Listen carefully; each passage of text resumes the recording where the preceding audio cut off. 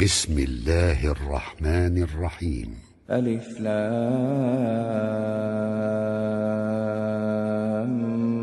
ميم.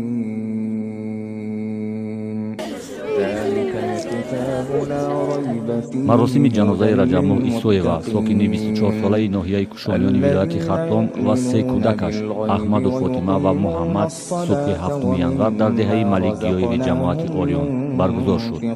این مادر و سه فرزندش را پهلوی هم در آرامگاه این دهه و خاک سپردند. مراسم جنازه 4 عضو این خانواده با حضور خویش و نزدیکان و مردم محل برگزار شد.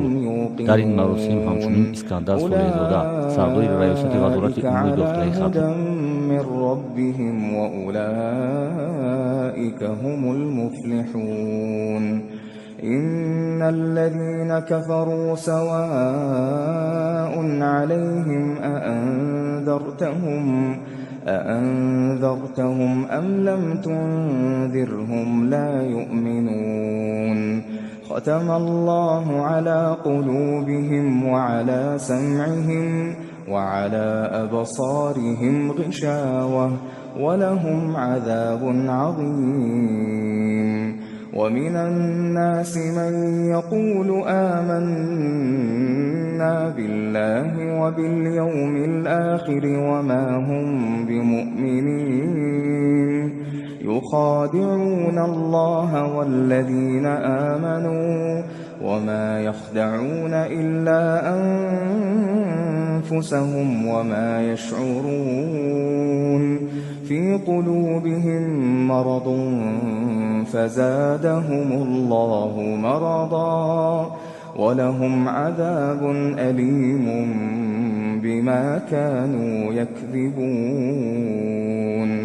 وإذا قيل لهم لا تفسدوا في الأرض قالوا إنما نحن مصلحون.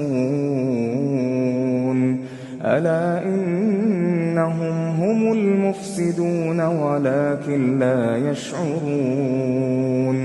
وإذا قيل لهم آمنوا كما آمن الناس قالوا أنؤمن كما آمن السفهاء. ألا إنهم هم السفهاء ولكن لا يعلمون. وإذا لقوا الذين آمنوا قالوا آمنا وإذا خلوا إلى شياطينهم قالوا إنا